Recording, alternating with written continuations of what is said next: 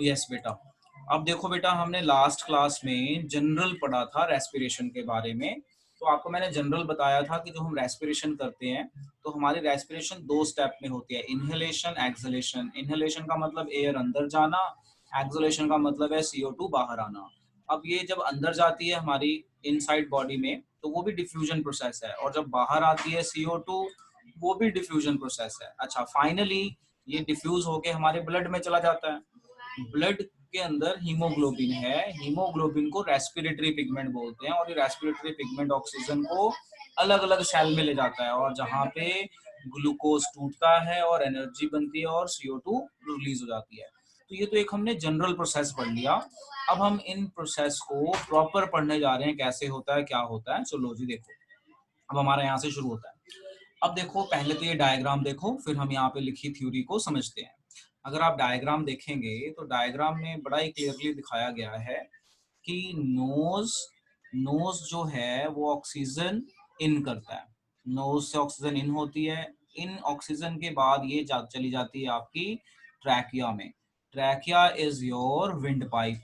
अब जो हमारी ये विंड पाइप है, ये आगे फर्दर इसकी ब्रांचेस बन रही हैं जिनका नाम है ब्रोंकाई, ब्रोंक्यूल्स, इस तरह से उसके नाम है, उसकी बात हम बाद में करेंगे। आज का जो हमारा मेन टॉपिक है ट्रैकिया। अगर आप ट्रैकिया को देखो, ये पोर्शन ट्रैकिया है, ये सारा पोर्शन, ये सारा पोर्शन ट्रैकिया है। तो जो आपका ट्रैकिया है, ये ट्रैकिया ना रिंग की तरह गोल गोल गोल गोल। अब होता क्या है, जब आप बैलून में हवा भरते हो तो बैलून फूल जाता है, और जब बैलून को छोड़ देते हो तो उसकी हवा निकल जाती है और वो बैलून आपस में चिपक जाता है। तो जो बैलून की लेयर आपस में चिपक जाती है उसे कहते हैं कोलैप्स। बट यहाँ पे नहीं होता। यहाँ पे क्या है कि जो हमारा ट्रैकिया है ना, ट्रैकिया इस तरह से गोल रिंग है, इस तरह से गोल रिंग है, रिंग ऑफ कार्टिलेजेस है, जिसमें एयर हो चाहे ना हो तो ये चिपकेगा नहीं आपस में। तो ना चिपकने को कहते हैं कोलैप्स नहीं करेगा। अब यहाँ पे बड़ा ही अच्छा क्वेश्चन बनता है। अब हम यहाँ पे पढ़ते हैं और यहाँ पे क्वेश्चन बनाते हैं। देखो, in human beings air is taken into body through the nostril. Nostril मतलब नोज, नोस्ट्रिल का मतलब हो गया नोज से। The air passing through the nostril is filtered by fine hairs। अब आपको पता है ना, हमारी नाक में बाल हेयर लाइक स्ट्रक्चर्स होते हैं। ये क्या करते हैं, एयर को फिल्टर करते हैं, डस्ट पार्टिकल को रोक लेते हैं। That line passage, the passage is also lined with the mucus। हमारे नाक में लिक्विड भी होता है, जिसे आप पंजाबी में क्या कहते हो पता ही होगा आपको। तो ये लिक्विड भी क्या करता है, डस्ट पार्टिकल्स को रोकता है, ताकि नाक में रुक जाए डस्ट पार्टिकल और एयर फिल्टर होके चली जाए, which helps in this process। From there air passes through the throat।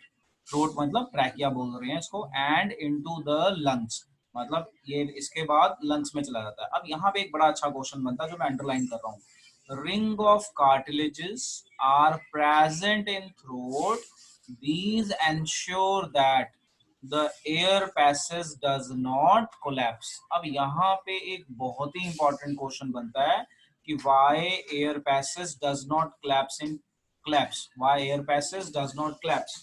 तो collapse मतलब रुकता क्यों नहीं है। तो इसका आंसर आप ये दोगे, because our throat has ring like cartilage। क्या है, ring like cartilage, जिसे मैं अंडरलाइन कर देता हूँ, इसको देखिए। because our throat has ring like cartilage which do not allow the collapsing। ये rings of cartilage, ये इंपॉर्टेंट है कि जो हमारा थ्रोट है इसमें रिंग ऑफ कार्टिलेज होते हैं which do not allow the collapsing of wind pipe. तो अगर आपका यहाँ पे क्वेश्चन आ जाए why wind pipe does not collapse, तो क्या बोलोगे, because wind pipe consist of ring of cartilages which do not allow the collapsing. Collapsing मतलब आपस में चिपकना, जैसे बैलून में हवा भरो तो दूर हो जाते हैं उसके लेयर्स, हवा निकाल दो तो वो चिपक जाती हैं, चिपक गई ना तो कोलैप्स हो गई। तो अगर हवा हो या ना हो हमारे यहाँ लंग्स में, ये विंड पाइप जो है ये डिस्टेंस पे ही रहेगा because of ring of cartilages. Sir चलो, तो थ्रोट क्या आपको होता ये है? होपफुली समझ में आ गया। तो यहाँ पे एक क्वेश्चन बनता है और ये पार्ट्स दिखाए हैं, और आगे चलते हैं और डिटेल में डायग्राम को देखते हैं। सर अब आप देखिए ये डायग्राम ध्यान से यहाँ पे, और इस डायग्राम को समझिए। इस डायग्राम में मैं आपको ये दिखाना चाहता हूँ कि जो हम खाना खाते हैं वो फूड पाइप में जाता है, और जो हम हवा लेते हैं ऑक्सीजन वो आपका विंड पाइप में जाता है। और ये पाइप आपस में देखो ध्यान से तो बहुत क्लोज है। तो कहते हैं ना भी खाना खाते हुए बोलो नहीं, तो बोलने से क्या होता है, कई बार फूड जो है ना यहाँ पे अटक जाता है तो आपको बड़ी जोर से खांसी आती है और फूड जो है नाक वगैरह में चला जाता है। तो क्या होता है, ये जो आपको कवर दिख रहा है, ये देखो, ये है आपकी विंड पाइप। ये विंड पाइप के ऊपर जो ये कवर दिख रहा है ना, कवर, तो जब हम खाना खाते हैं ना तो ये फ्लैप लाइक स्ट्रक्चर बंद हो जाती है, ये इसके ऊपर आ जाती है, ये इसके ऊपर आ जाती है जब आप खाने को निगल रहे होते हो। उससे क्या होता है, खाना अंदर नहीं जाता। जब आप बोलते हुए खाते हो तो ये जल्दी से बंद नहीं हो पाता और खाना कई बार यहाँ आ जाता है, जिससे आपको खांसी आती है। और जो ये फ्लैप लाइक स्ट्रक्चर है, फ्लैप लाइक स्ट्रक्चर, इसे कहते हैं एपिग्लॉटिस। क्या कहते हैं? एपिग्लॉटिस। ये जो फ्लैप लाइक स्ट्रक्चर है ना, जो बंद हो जाता है खाना खाते हुए, तो इसे कहते हैं एपिग्लॉटिस। तो पेपर में अगर क्वेश्चन आ जाए, name the flap of wind pipe, तो क्या नाम लिखोगे? Name the flap of wind pipe, तो क्या नाम लिखेंगे आप लोग? Epiglottis. Epiglottis. Keep in mind, just for your extra knowledge only. तो मैं इस डायग्राम में सिर्फ आपको ये दिखा रहा हूँ कि सांस लेना और खाना खाना बहुत क्लोजली रिलेटेड है। तो देखो, जो हम खाना खाते हैं वो जाता है फूड पाइप में। देखो मैंने एरोज बनाई हैं, ध्यान से देखो, ये फूड पाइप है पीछे, जिसे हम इसोफेगस कहते हैं। साथ में ही विंड पाइप है। अगर आप अपना गला पकड़ो ना तो रिंग ऑफ कार्टिलेज फील होती है उसके पीछे, उसके साथ में होता है फूड पाइप। तो इस चीज को ध्यान रखना, खाना खाते हुए कम बोलना या ना बोलना। क्यों, क्या रीजन है, आपको मैंने समझा दिया। तो it was your extra knowledge only. आगे चलते हैं। अब हमारा शुरू होता है कि भाई रेस्पिरेशन एक्सप्लेन करो। ह्यूमन बीइंग में जो रेस्पिरेशन है वो एक्सप्लेन करो। तो अब यहाँ पे बहुत ही इंपॉर्टेंट क्वेश्चन आता है। Let us try to understand respiration in human being और mechanism of respiration in human being. तो अब ये टॉपिक बहुत इंपॉर्टेंट है। इस टॉपिक का नाम है रेस्पिरेशन इन ह्यूमंस और human being. Very very important. तो मैंने यहाँ पे डायग्राम भी बनाई है और डायग्राम बनाने के साथ साथ फ्लो चार्ट भी बनाया हुआ है। अब आप देखिए जरा फ्लो चार्ट ध्यान से। फ्लो चार्ट में क्या बनाया हुआ है, पहले हम डायग्राम देख लेते हैं फिर फ्लो चार्ट देखते हैं। देखो डायग्राम में नोज दिखाया हुआ है, नोज को नेसल पैसेज बोलते हैं, और माउथ कैविटी दिखाई हुई है। ये दोनों यहाँ पे आए तो हमें मेनली एयर वाला देखना है। ये गया आपका विंड पाइप, तो इन्होंने इसोफेगस दिखाया ही नहीं है, सीधा विंड पाइप दिखाया है। अब जो ये हमारी विंड पाइप है जिसे हम कहते हैं trachea, wind pipe is called trachea. तो जो हमारी ये विंड पाइप है, अब ये फर्दर देखो दो हिस्सों में टूट रही है। दो हिस्सों में टूटने को हम कहते हैं ब्रोंकाई। दो हिस्सों में टूट रही है ना, अगर आप देखो ध्यान से, दो हिस्सों में टूट रही है, तो दो हिस्सों में टूटने को हम बोलते हैं ब्रोंकाई। अब ब्रोंकाई भी फर्दर ब्रांचेस बन रही हैं, तो फर्दर ब्रांचेस को कहते हैं ब्रोंक्यूल्स। और जो ब्रोंक्यूल्स है ना, उस पे आप बैलून लाइक स्ट्रक्चर देखोगे। देखो यहाँ पे, ये देखो ध्यान से, ये आई आपकी ब्रोंक्यूल्स, ये आई ब्रोंक्यूल्स। ब्रोंक्यूल्स के बैलून लाइक स्ट्रक्चर्स बन गई। इन बैलून लाइक स्ट्रक्चर्स को एल्विलाई कहते हैं। एल्विलाई मतलब बहुत सारे बैलून लाइक स्ट्रक्चर, और एल्विलर सैक। तो ये होता है। इसके बाद यहाँ से ब्लड में चला जाता है, हमारा जो ऑक्सीजन है यहाँ से ब्लड में चल जाएगा। तो आपको मैंने ये डायग्राम दिखाई है और आप ये डायग्राम अपनी कॉपी में बनाएंगे। उसमें आदमी नहीं बनाएंगे, सिर्फ ये इंटरनल पार्ट बनाएंगे, और ये रिब्स भी बनाने की जरूरत नहीं है, सिर्फ इंटरनल पार्ट। ओके, अब आप देखो क्या होता है। अब हम मैकेनिज्म पढ़ रहे हैं कि एक्चुअल में कैसे क्या होता है। देखो जी, जब हम एयर लेते हैं, व्हेन वी ब्रीथ इन, यानी जब हम ऑक्सीजन को ब्रीथ करते हैं, ऑक्सीजन कहाँ से मिलेगी? एयर। तो ये सबसे पहले हमारे नोज में जाती है, नोज से नेसल पैसेज में जाती है, नेसल के बाद नेसल कैविटी। तो इतना लिखने की जरूरत नहीं है, सीधा लिखो oxygen, air, no, nasal cavity, nasal cavity से आप आ जाओ सीधा ट्रैकिया। ये सारा लिखने की जरूरत नहीं है, मतलब ये सारे पार्ट्स बता दिए। तो आप सीधा लिखो ऑक्सीजन नोज, नोज से ट्रैकिया में, सीधा ही डायरेक्ट आ जाओ। तो ऑक्सीजन हमारी नोज, नोज से सीधा आप आ जाओ ट्रैकिया। अंडरलाइन कर देता हूँ जिससे आप इसको समझ पाएंगे। ट्रैकिया, ट्रैकिया के बाद जो ऑक्सीजन है यहाँ से आपका लंग शुरू हो गया, तो ये लंग्स का ही पार्ट है। ब्रोंकियाई में जाएगी, ब्रोंकाई से हमारे ब्रोंक्यूल्स में जाएगी। ये सारा हमारे लंग्स का ही पार्ट चल रहा है, ठीक है जी। इसे मैं अंडरलाइन कर देता हूँ, ये इस तरह से। तो ये लंग्स के ही अंदर है। और एल्विलाई, उसके बाद क्या होगा, जो एयर है वो ब्रोंकाई से एल्विलाई में जाएगी, एल्विलर सैक कहते हैं, और इसके बाद जाएगी ब्लड कैपिलरीज में, और यहाँ पे होता है डिफ्यूजन। ये कैसे जाती है हमारे ब्लड कैपिलरीज में? यहाँ से यहाँ, by the process of diffusion. तो ये प्रोसेस है जिसके थ्रू ऑक्सीजन हमारी बॉडी में जाती है। तो कोई अगर आपसे पूछे भाई पूरा ऑक्सीजन का जाने का और आने का पैसेज बताओ, तो आप बस ये फ्लो चार्ट बना दो और दो लाइनें लिख दो। कैसे बनाओगे फ्लो चार्ट? जैसा दिख रहा है वैसा, ऑक्सीजन या एयर नोस्ट्रिल, नोस्ट्रिल से सीधा ट्रैकिया लिखो। ये बीच की चीजें बताने की जरूरत नहीं है, सीधा ट्रैकिया। ट्रैकिया से ब्रोंकाई, ये लंग्स लिखने की जरूरत नहीं है क्योंकि ये लंग्स का ही पार्ट है। ये ब्रोंकाई, ब्रोंक्यूल, एल्विलाई, ये सारा लंग्स के अंदर है। Bronchi, bronchioles, alveoli, then diffusion. ये डिफ्यूजन बताना बहुत जरूरी है कि डिफ्यूजन होगा, और डिफ्यूजन के बाद, ये मैं डिफ्यूजन को ऐसे अंडरलाइन कर देता हूँ, डिफ्यूजन होगा, डिफ्यूजन के बाद ब्लड में जाएगा हमारा ऑक्सीजन, और ब्लड के बाद ये जाएगा सेल में।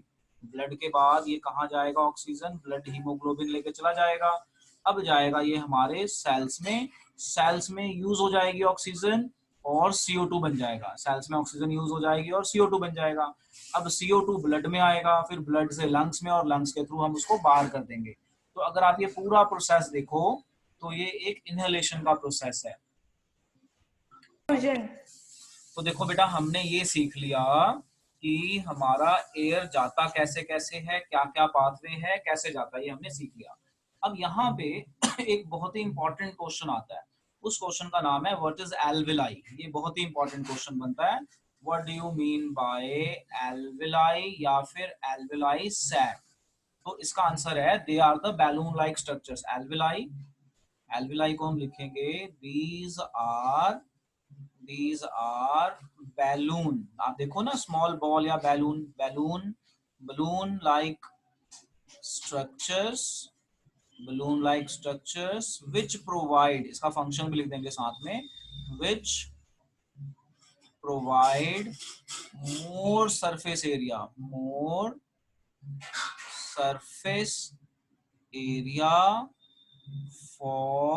exchange of gas, बहुत important, it is very important question, very important कि what is the function of alveoli. लिख लीजिए कॉपी में। तो what is the function of alveoli? Alveoli are balloon like structures which provide more surface area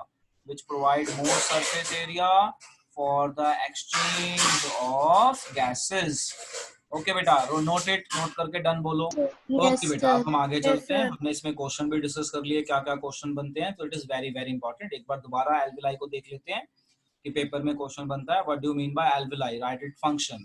so alveoli are the balloon like structures which provide more surface area for exchange of gas। क्योंकि ये balloon जैसी है ना, गोल गोल है, तो अगर इसको काट दें तो सरफेस एरिया ज्यादा हो जाता है, तो ज्यादा सरफेस के कारण ये ज्यादा गैस, ऑक्सीजन हमारी बॉडी में डिफ्यूजन के थ्रू एक्सचेंज कर पाते हैं और हमारी एनर्जी रिक्वायरमेंट पूरी हो पाती है।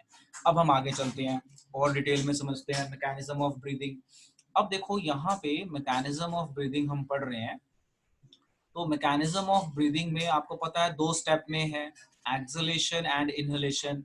इनहेलेशन में क्या होता है आपको पता चल गया, एक्सलेशन में क्या होता है आपको ये भी पता चल गया। देखो इनहेलेशन में क्या होता है, जो मैंने अभी आपको फ्लो चार्ट बनाया, ये सारा इनहेलेशन है। एक्सलेशन मतलब इसका उल्टा। उल्टा कैसे होगा, सेल में गया ऑक्सीजन, CO2 बनेगी, CO2 ब्लड में आएगी, ब्लड से लंग्स, लंग्स से नोज से बाहर, तो ये इनहेलेशन है। इसका उल्टा हो जाए तो एक्सलेशन है। तो अब होता क्या है, साथ में साथ समझो जरा आप ध्यान से, जब आप एक्सहेल करते हो तो जो आपके लंग्स हैं वो सिकुड़ जाते हैं, जो आपका ये सिकुड़ जाएगा। तो ये इस तरह से लिखा है, इनहेलेशन में डायफ्राम का शेप कैसा हो जाएगा और एक्सहेलेशन में डायफ्राम का शेप कैसा हो जाएगा। तो हम इसे पढ़ते हैं, जरा देखिए ध्यान से। Inhalation and exhalation, the process of taking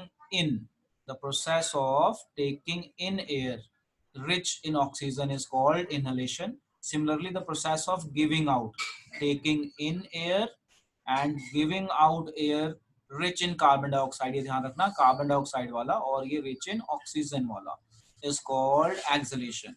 One breath comprises of one inhalation and exhalation। अगर मैं बोलूं मेरी एक ब्रीथ कंप्लीट हो गई, यानी एक इनहेलेशन और एक एक्सहेलेशन कंप्लीट हो गया। A person breathes several times a day, एक मिनट में 18 से 20 बार। The number of time a person breathe in 1 minute is termed as his और हर ब्रीदिंग रेट। तो ये जो मैंने करवाया है ना, ये बहुत ही जनरल टॉपिक था। यहाँ पे इनहेलेशन पता चल गया आपको, एक्सहेलेशन पता चल गया, डायफ्राम की शेप देख लो कैसे है। जब आप इनहेलेशन करते हो तो जो आपका डायफ्राम है वो अंदर की तरफ हो जाता है, इस तरह से फ्लैट सा हो जाता है इस तरह से, और जब एक्सहेलेशन करते हो तो आपका लंग्स सिकुड़ जाते हैं और डायफ्राम आपका इस डिजाइन में आता है, इस कर्व शेप में आ जाता है। तो ये एक आपको दिखाया हुआ है, जो आप ब्रीद इन ब्रीद आउट करते हुए आप इसको फील भी कर सकते हैं। आगे चलते हैं। अब जब हम आगे चलते हैं तो हमारा मैकेनिज्म लिखना कैसे है ये सारा बताया हुआ है। मान लो पेपर में क्वेश्चन आ जाए, right the mechanism of breathing, तो यहाँ पे भी एक्सलेशन एंड इनहेलेशन दिखाया हुआ है। अब आपको एक्सलेशन और इनहेलेशन तो अच्छे से पता है, यानी इनहेलेशन मतलब ऑक्सीजन अंदर जाना, एक्सलेशन मतलब CO2 बाहर आना। और क्या होगा इसका, ये नाउ यू नो। अब आपसे अगर पूछें कि राइट मैकेनिज्म ऑफ ब्रीदिंग, तो आप लिखिए mechanism of breathing consist of two step, inhalation and exhalation. Inhalation में क्या होता है, during inhalation thoracic cavity chest expand, मतलब जब आप सांस लेते हो तो छाती फूल जाती है, and ribs lift upward, diaphragm become flat in shape. ये ध्यान रखना, ये फ्लैट हो गया, इसको कहते हैं फ्लैट इन शेप। ठीक है, इस चीज को बस आप याद रखो। Volume of lungs increases and air enters the lungs, तो हमारा लंग्स का वॉल्यूम बढ़ जाएगा और उसमें हवा घुस जाएगी, मतलब ऑक्सीजन की कंसंट्रेशन कम है, बाहर ज्यादा है, तो डिफ्यूजन के थ्रू अंदर चला जाता है। इसी तरह एक्सहेलेशन में क्या होता है, थोरैसिक कैविटी कॉन्ट्रैक्ट, मतलब जो आपकी चेस्ट है वो कॉन्ट्रैक्ट हो जाती है, ribs move downward, diaphragm become dome shape.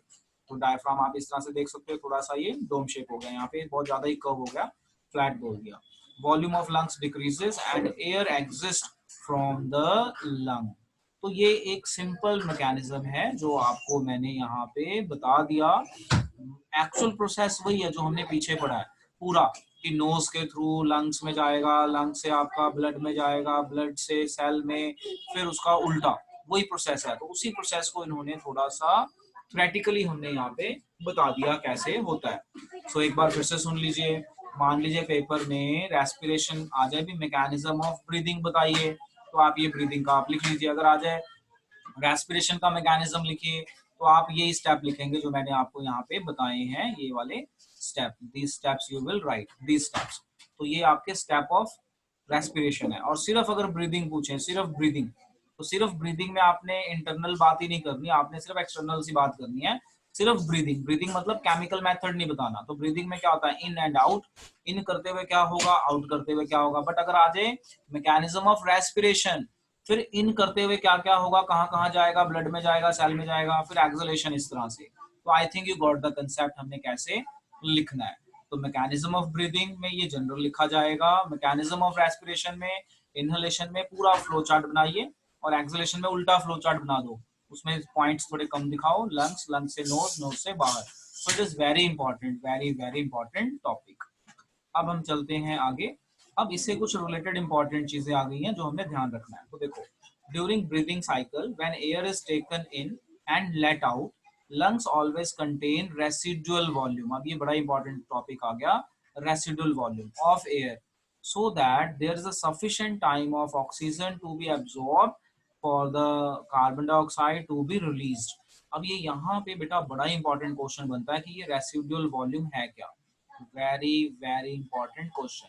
तो देखो क्या होता है, इसको ऐसे समझो, ध्यान से समझो। जब हम ऑक्सीजन को इन करते हैं नोज के थ्रू, अपने लंग्स में लेके जाते हैं, मान लीजिए लंग्स में गया, लंग्स के बाद ये हमारे ब्लड में जाता है। कहाँ जाता है ऑक्सीजन, लंग्स के बाद हमारे ब्लड में। इसको थोड़ा छोटा कर देते हैं, स्पेस की कमी हो गई। लंग्स, लंग्स के बाद जो है ये जाएगा हमारे ब्लड में। अब क्या होता है कि जब हम ऑक्सीजन इन करते हैं, इनहेलेशन के टाइम पे, इनहेलेशन के टाइम पे ऑक्सीजन को इन करते हैं, तो जो हमारा लंग्स है ना, वो सारी ऑक्सीजन नहीं भेजता आगे। जो हमारा लंग है ये सारी ऑक्सीजन आगे नहीं भेजता है, कुछ ऑक्सीजन को रख लेता है, मतलब कुछ अमाउंट ऑक्सीजन रख लेता है और कुछ आगे चली जाती है। अब क्या होता है, जैसे लंग्स है, तो लंग्स में कुछ ऑक्सीजन पहले से ही होती है, ऐसे समझ लो कि लंग्स में जो ऑक्सीजन है ना, कुछ ऑक्सीजन पहले से ही होती है। नई ऑक्सीजन आई तो ये ऑक्सीजन चली जाती है ब्लड में, फिर यहाँ पे एक वॉल्यूम बच जाता है। इससे क्या फायदा होता है कि जैसे हम ऑक्सीजन लेते हैं उसको टाइम नहीं लगता, फटाफट आगे चला जाता है, फटाफट ब्लड में जाता है। तो रेसिडुअल वॉल्यूम क्या होता है, वो अमाउंट जो लंग्स अपने पास रिजर्व रखता है जिससे रेस्पिरेशन फास्ट हो। तो इसी को हम कहते हैं RV, residual volume, residual volume. जैसे आप ऐसे समझ लो, जैसे हमारा घर है, हम अपने किचन का सामान रखते हैं, तो ऐसा तो नहीं ना कि हम रोज खरीद के लाते हैं, भाई आज खरीद के लाए खा जाएंगे, आज खरीद के लाए फिर खा जाएंगे, नहीं। हम क्या करते हैं, अपने घर में ले आके वॉल्यूम स्टॉक कर लेते हैं, उसके खत्म होने से पहले दूसरा वॉल्यूम रख देते हैं।